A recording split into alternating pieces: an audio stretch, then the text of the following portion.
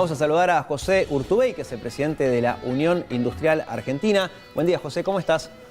¿Qué tal? Buen día. Soy miembro del comité, ¿no? Exactamente, miembro del comité de la Unión Industrial Argentina. Estaba viendo un informe que hizo justamente la UIA que dice que el 38% de las empresas aseguró que su negocio no es sostenible si las restricciones se mantienen entre 1 y 3 meses más. Es terriblemente preocupante esto. Sí, efectivamente. Una situación muy preocupante porque, sobre todo nosotros, como entramos a la pandemia, creo que es importante resaltar que entramos ya en una situación sumamente complicada. Claro. Fíjate que en ese mismo informe te dice, es un informe sobre 748 casos y 600 industrias, y las demás son empresas no industriales, pero hecho entre el 3 y el 10 de junio. Ese informe te dice que el 13% podría entrar en concurso. Casi un 50% tiene problemas para afrontar el medio aguinaldo. Un 41% de las empresas tiene atrasos con el fisco. Un 29% con las obligaciones financieras. Un 27% tiene problemas con sus proveedores. Es decir, más del 30% sufrió caídas superiores al 60% en las ventas. Claro. La duda que tienen muchos, escuchando esas cifras, es, teniendo en cuenta que Alberto Fernández y Horacio Rodríguez Larreta pertenecen a dos espacios políticos bien distintos y sin embargo están tomando decisiones similares, la duda es, ustedes, ¿no? como industriales y viendo este panorama que es tremendo, ¿piensan que realmente no queda otra que esto que se está haciendo, la famosa fase 3, fase 1, etcétera? ¿O ven otra solución? Yo creo que lo importante es entender, primero, no dividir el país. Que, por ejemplo, el AMBA esté con mayores niveles de aislamiento, que el interior del país no significa que esté en una situación peor en términos productivos, en términos empresariales, porque vos pensás que una empresa que produce en Salta, por ejemplo, el mayor centro de consumo sigue siendo el AMBA. Con lo cual ahí, en primer lugar, creo que es importante no dividir el país a la hora de priorizar recursos. En segundo lugar, si es el aislamiento, no, ahora estamos entrando en un pico. Yo creo que el gobierno, tanto nacional como provincial, actuó bien, sobre todo porque no tenía la infraestructura sanitaria de la Argentina para recibir semejante golpe por esta pandemia. Fíjate lo que está pasando con Chile. Ahora, sin lugar a dudas, creo que vamos a tener que de acá en más priorizar, porque los recursos son escasos, priorizar cuáles van a ser la selección de las ayudas, y yo creo que tiene que estar por el lado de los productivos, sin lugar a dudas. Claro, pero para poder distribuir, primero tenés que generar, ¿no? Me refiero, José, a el panorama que ustedes presentan y que aparte es creíble, porque todos tenemos un amigo o un familiar que trabaja en una empresa o que tiene un pequeño comercio y todos lógicamente dicen lo mismo, no se sorprende esto. La duda que tengo yo es, ustedes, ¿no? que como industriales, ¿creen, al igual que muchos, que otra no queda o ven la posibilidad de que una apertura mayor puede ser posible? Y que se está exagerando, a eso me refiero.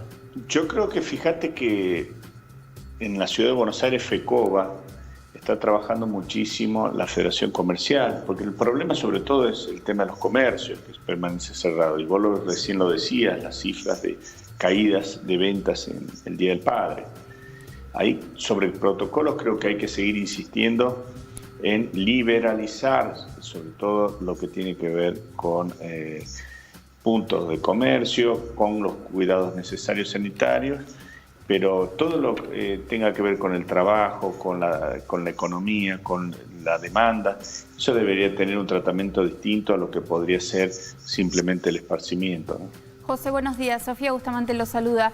Quería saber, en el caso de que efectivamente vayamos a una cuarentena extendida o más firme, ¿qué es lo que podría llegar a hacer el gobierno? ¿Qué es lo que piden de parte de la UIA? El ATP aparentemente podría continuar, pero con algunas salvedades, con préstamos de otra manera. ¿Tienen algún requisito específico como ayuda de parte del gobierno? Sí, yo creo que, sobre todo pensando en medio aguinaldo, ahora hay que pensar si puede continuar el ATP con las características que vos hacías mención. Es importante porque vos pensás que hay realmente cadenas productivas y comercios y pymes que no van a poder afrontarlo porque estuvieron cerrados, porque no tienen facturación, porque no tienen demanda. Entonces, si no, también habrá que pensar en la cuotificación del aguinaldo. Digamos, hay que buscar sin lugar a dudas. Por otro lado, se está por sacar ahora una moratoria universal y es importante. Es importante ese gesto, hay que ver la profundidad de la misma, ya que, como te decía en el informe que hacíamos mención, el 41% de las empresas no está pudiendo afrontar sus pagos impositivos. Y Con lo el cual, caso... frente a recursos escasos, vamos a tener que tener una ingeniería y establecer cuáles son las prioridades entre todos. Y en el caso de las 4 empresas cada 10 que podrían llegar a entrar en quiebra, ¿cuál es el rubro más complicado hoy? ¿El primero que tendría que salvar el gobierno o dar una mano adicional?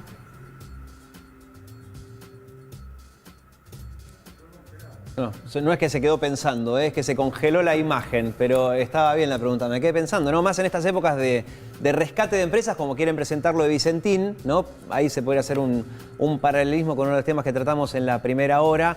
Estaría bien, ¿no? Pensar, casi le están dando una herramienta al gobierno, decir, bueno, nosotros estamos rescatando empresas como Vicentín, que muchos dicen, bueno, en realidad está en un concurso de acreedores, está en manos de la justicia, no era tan necesario. Quizás sí el gobierno tendría que rescatar otros rubros, ¿no? Al estilo Sí. Lufthansa con el gobierno alemán, etcétera. Y me gustó el punto que decía José en el caso de que, claro, no es solo que en el resto del país está Hablando, funcionando...